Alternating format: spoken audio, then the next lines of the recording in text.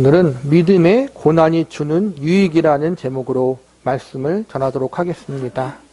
우리가 인생을 살다 보면 뜻하지 않은 어려움을 겪을 때가 있습니다. 경제적인 어려움, 건강으로 인한 어려움, 또 갑작스러운 사고로 인한 어려움. 조금씩 그 모양과 종류는 다를 수 있지만 인생을 살아가는 사람이라면 누구나 고난의 어려움의 문제를 만납니다. 고난의 종류와 상황만 조금씩 다를 뿐 누구나 고난의 문제로 인해서 걱정하고 밤잠을 설치기 때문에 다른 사람들의 삶은 형통해 보이고 행복해 보이는데 왜 나만 이러한 고난의 문제가 생기는가, 이렇게 불평할 수 없습니다. 우리 믿는 그리스도인들도 예외가 아닙니다. 교회를 잘 다니고 열심히 신앙생활을 한다고 해서 우리에게 고난의 문제가 면제되지 않습니다. 불신자이든 믿는 자이든 어려움과 고난이란 상황은 이 땅에 사는 사람이라면 누구나 겪어야만 하는 필연적 삶의 과정이라고 할 수 있습니다. 그런데 여기서 중요한 것은 이러한 고난의 문제를 직면할 때 어떻게 반응하느냐 하는 것입니다. 특히 우리 믿는 성도들은 고난의 문제를 만날 때 이 땅의 사람들과 불신자들과 다른 자세로 대처해야 한다고 성경은 가르치고 있습니다. 성경은 믿는 성도들의 삶이 하나님의 손에 붙잡혀 있다고 가르치고 있습니다. 우리가 진정 예수님을 구세주로 믿고 있는 사람들이라면 우리는 예수님 안에 속해 있는 하나님의 백성과 자녀들입니다.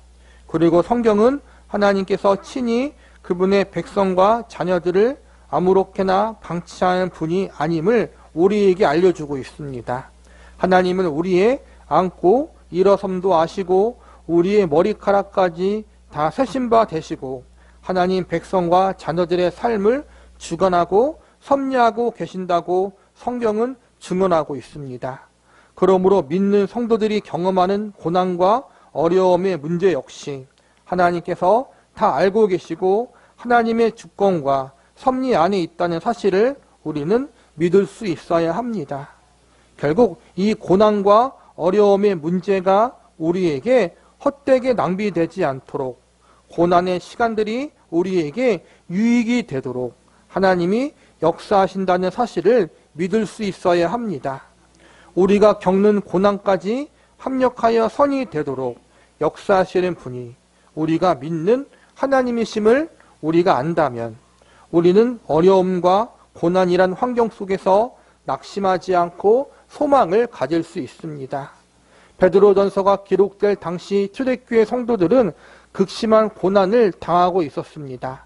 그러나 그들은 하나님의 일하심을 신뢰함으로 고난의 시간들을 버티고 인내했습니다. 1세기 초대교회 성도들은 이러한 하나님의 섭리와 일하심을 신뢰하는 믿음을 가지고 고난의 시간들을 잘 통과했습니다. 우리 역시 이러한 믿음을 본받을 수 있어야 합니다. 믿는 성도들이 경험하는 고난 속에는 하나님의 선하신 뜻이 있고 성도들을 유익해 만드는 하나님의 섭리와 일하심이 있습니다. 오늘 본문에서는 사도 베드로가 초대교회 성도들에게 고난이 주는 유익에 대해서 알려주는 말씀들이 기록되어 있습니다.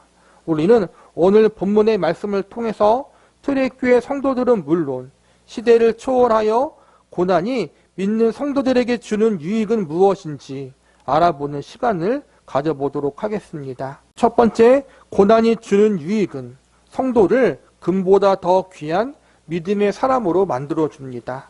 본문 6절을 보시기 바랍니다. 그러므로 너희가 이제 여러 가지 시험으로 말미암아 잠깐 근심하게 되지 않을 수 없으나 오히려 크게 기뻐하는도다. 베드로전서가 기록될 당시 초대교회 성도들은 많은 핍박과 고난 중에 있었습니다.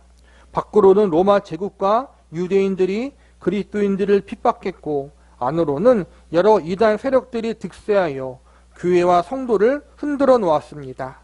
특히 로마 제국의 핍박이 매우 거셌는데 많은 성도들이 로마 군인들에게 잡혀 감옥에 갇히기도 하고 생명을 잃기도 했습니다. 이러한 상황 속에서 신앙의 자유를 위해서 정들었던 고향을 떠나 머나먼 이방 지역으로 피난 가는 성도들이 생겨나기 시작했습니다. 그들은 깊은 숲속이나 광야 바위 굴 속에 몸을 피했습니다. 자신들이 일평생 일군 집과 기업을 모두 포기하고 예수님을 믿는 신앙을 지키기 위해 모든 위험과 불편함을 감수했습니다. 6절에 보니까 이러한 고난을 여러 가지 시험이라고 표현하고 있습니다. 시험하면 우리가 제일 먼저 떠올리는 것이 학교 다닐 때 보았던 중간고사, 기말고사입니다. 학생들이 가장 싫어하는 것 중 하나가 시험입니다. 시험을 좋아하는 사람은 없을 것입니다. 그러나 우리는 시험이 주는 유익이 무엇인지 알기 때문에 시험이 필요 없다고 시험을 없애자고 말할 수 없습니다. 학교에서 시험을 보는 이유가 무엇입니까? 시험을 치름으로 자신의 실력을 객관적으로 평가할 수 있기 때문입니다. 시험을 통해 내 학업 성취도가 어느 수준인지, 지금의 내 실력이 어떠한지 알 수 있습니다. 그러므로 시험을 통해 내가 어떠한 과목에 공부를 더 집중해야 하는가, 내가 잘하고 못하는 부분이 무엇인지 객관적으로 파악할 수 있습니다. 비록 시험을 좋아하지는 않지만 때론 시험이라는 것이 부담스럽고 마음을 무겁게 만들지만 나의 실력과 현재 위치를 객관적으로 볼 수 있게 하고 나의 실력을 향상시킬 수 있는 기회가 되기 때문에 우리는 시험 치르는 것을 반드시 필요하다고 여깁니다. 하나님이 성도들에게 허락하신 믿음의 시험도 이와 동일합니다. 믿음의 시험을 통해 우리는 우리의 영적 실력을 파악할 수 있습니다. 내 믿음의 연약성과 취약성이 무엇인지 깨닫게 됩니다. 우리가 예수님을 믿고 하나님의 자녀가 되었을 때 하나님이 주시는 선물이 있는데 그 선물이 바로 믿음입니다. 우리가 회개하고 예수님을 구세주로 영접할 때 그 순간 하나님은 우리에게 믿음을 선물로 주십니다. 그런데 우리가 가진 믿음은 처음부터 성숙한 믿음이 아닙니다. 아직 시험을 거치지 않은, 아직 다듬어지지 않는 미성숙한 믿음입니다. 그래서 우리의 믿음이 더 견고해지기 위해서 반드시 믿음의 시험을 통과해야 합니다. 1세기 초대교회 성도들은 우리가 생각하는 것보다 훨씬 더 어려운 믿음의 시험을 통과했습니다. 그리고 그 결과 초대교회 성도들의 믿음은 그 어떠한 시대의 성도들보다 견고하고 아름다운 믿음을 가질 수 있었습니다. 본문 7절을 보시기 바랍니다. 너의 믿음의 확실함은 불로 연단하여도 없어질 금보다 더 귀하여 예수 그리스도께서 나타나실 때 칭찬과 영광과 존귀를 얻게 할 것이니라. 여기서 믿음의 확실함이라고 나와 있는데 예전 성경은 믿음의 실현이라고 번역되어 있습니다. 믿음의 확실함, 또한 믿음의 실현이라는 것은 마치 금이 불을 통과하는 것과 같습니다. 금은 불을 통과하면서 불순물들이 사라지게 되고 보다 더 깨끗하고 순수한 금이 됩니다. 우리의 인생도 믿음의 시험을 잘 통과하면서 그 신앙이 더 순수하고 아름답게 성장할 수 있습니다. 믿음의 시험을 면제받을 수 있는 성도는 아무도 없습니다. 하나님의 백성이라면, 예수님 안에 부름받은 성도라면 모두가 하나님이 주시는 믿음의 시험을 받습니다. 우리가 우러러보는 믿음의 선진들 역시 예외 없이 믿음의 시험을 받았습니다. 믿음의 시험의 종류는 사람들마다 다릅니다. 하나님이 각자 인생에 가장 알맞게 믿음의 시험을 허락하십니다. 아무런 고통 없이, 눈물 없이, 실패 없이 단 한 번에 통과한 사람은 아무도 없습니다.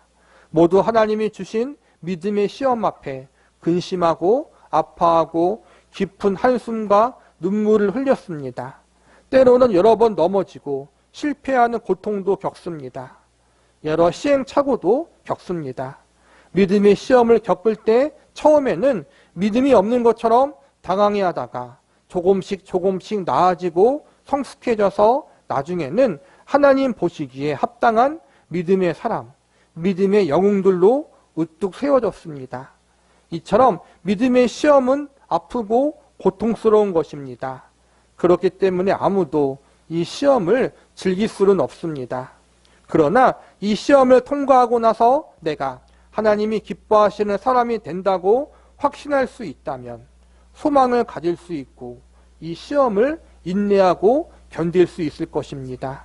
시험 자체가 즐거울 수 없지만 시험의 결과로 아름답고 성숙하게 만들어질 우리의 모습을 기대할 수 있고, 그렇기 때문에 시험 중에 하나님을 향해 감사할 수 있고 기뻐할 수 있는 것입니다.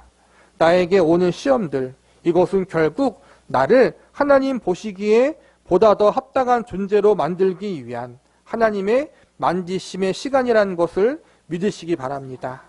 하나님 백성들에게 있어 고난은 하나님이 주시는 믿음의 시험입니다.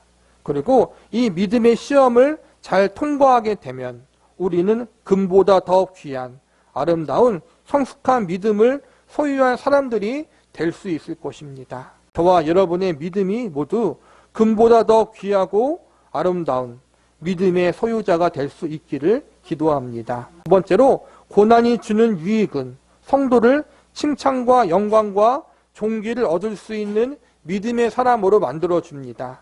본문 7절을 다시 보시기 바랍니다. 너희 믿음의 확실함은 불로 연단하여도 없어질 금보다 더 귀하여 예수 그리스도께서 나타나실 때 칭찬과 영광과 존귀를 얻게 할 것이니라. 보통 24K를 순금으로 보는데 24K 순금에도 그 안에 미세하게 불순물들이 들어있는 경우들이 있다고 합니다. 이러한 경우 불순물들이 들어있는 금을 뜨거운 불에 여러 번 넣어야 금 안에 들어있는 미세한 불순물들이 모두 없어진다고 합니다. 7절에서 나온 불은 성도가 당하는 고난을 상징하고 금은 성도의 믿음을 상징하는 표현입니다.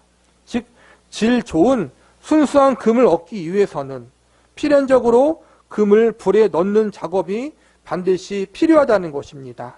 그리고 이와 마찬가지로 성도가 순수한 믿음을 가지기 위해서는 불과 같은 고난의 시간들을 반드시 거쳐야 한다는 것입니다.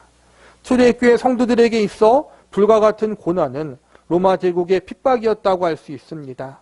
로마 제국에 의해 불과 같은 큰 연단과 시련을 당했지만 하나님은 이 시간을 초대교회 성도들의 믿음이 보다 더 순수해지고 성숙해지는 시간으로 사용하셨습니다.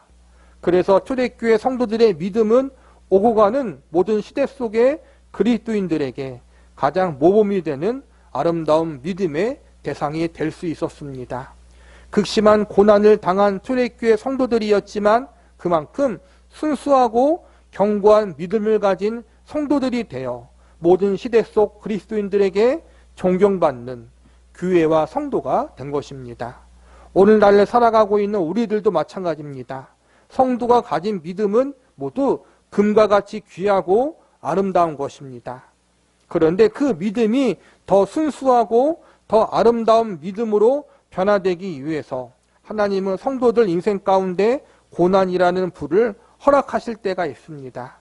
하나님이 허락하신 고난의 작업장에서 성도들이 불과 같은 연단을 받아 원래 갖고 있던 믿음보다 더 성숙하고 견고한 믿음으로 변화받게 되는 것입니다.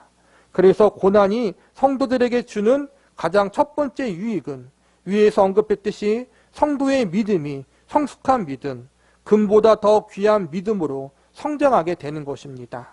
그리고 이와 더불어서 고난이 성도에게 주는 두 번째 유익은 하나님 앞에 칭찬과 영광과 존귀를 얻는 자리로 인도한다는 것입니다. 고난을 잘 통과하고 그 가운데 믿음으로 잘 인내한 성도들을 하나님께 인정을 받게 된다는 것입니다. 믿는 성도에게 있어 고난은 단순히 고난으로 끝나지 않습니다. 고난 뒤에 오는 하나님이 주실 칭찬과 상급이 있고 영광이 있습니다. 과거 초대교회 성도들이 받았던 극심한 핍박 정도는 아니지만 우리 역시 믿음을 가지고 세상을 살아가려고 하면 여러 시험을 당하는 경우들이 있습니다. 하나님 말씀과 뜻대로 세상과 구별된 거룩한 삶, 경건한 삶을 살려고 하다 보면 여러 가지 고난과 환난이 찾아옵니다. 그런데 참으로 다행인 것은 이 고난이 고생으로만 끝나지 않는다는 것입니다. 이 모든 것을 통해 하나님이 성도들의 믿음을 더 성숙하게 만들어 주십니다. 그리고 우리가 고생한 만큼 칭찬과 상급으로 보상해 주십니다. 한 발 더 나아가 하나님께서 우리의 마음을 위로해 주시고 격려해 주십니다. 우리가 몸담고 살아가는 이 땅, 이 현실 가운데 우리를 힘들게 하는 여러 고난의 문제들이 있습니다. 너무 힘들어서 아파하고 눈물 흘리고 때론 낙심과 좌절도 경험합니다. 아무도 내 고통, 내 눈물을 몰라주는 것 같아 외롭고 고독합니다. 그러나 아무도 내 아픔을 몰라주고 아무도 내 곁에 없는 것 같았던 그 순간 하나님이 우리를 찾아와 위로해 주시고 함께 해 주십니다.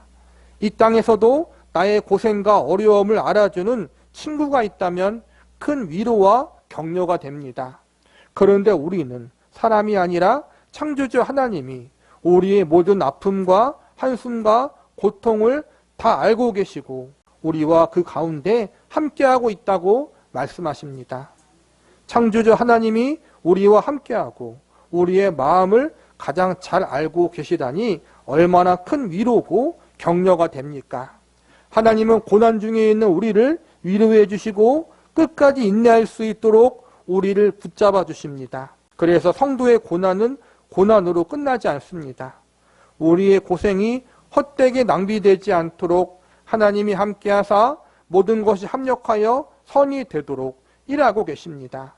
내가 당한 믿음의 고난이 무의미한 것이 아니라는 사실을 알게 된다면, 내가 고생한 만큼 보상이 주어진다면, 아니 그 이상의 상급으로 하나님이 준비하고 계시다면 버티고 인내할 만하지 않겠습니까? 그리고 우리가 한 고생에 대해서 하나님이 모두 다 알아주시고 이해해 주고 계시다면, 또한 이 땅에서 나와 함께 해주시고 때에 따라 돕는 은혜와 위로를 주신다면 우리의 고난은 참고 인내할 만한 가치가 있지 않겠습니까? 한때 취업 준비생들에게 혹은 인턴들에게 열정 페이를 강요하는 기업과 회사들이 사회적으로 큰 문제가 된 경우들이 있습니다. 열정 페이란 어떤 일을 배운다는 자세로 혹은 감사하는 마음으로 하는 일인데, 그 하는 일에 비해서 적은 보수를 받게 되는 것을 의미합니다.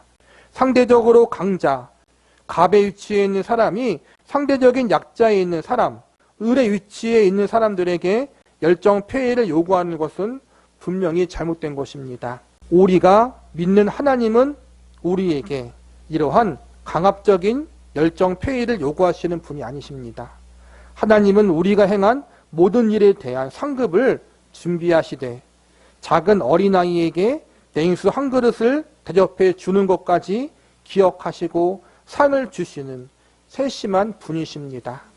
하나님이 고난당하는 성도를 위해서 칭찬과 상급을 예비해 놓고 계신다는 말씀은 우리를 단순한 피조물로 보는 것이 아니라 더 크고 높은 존재, 하나님과 교제할 수 있는 인격적인 존재로 보고 계시다는 것을 의미합니다.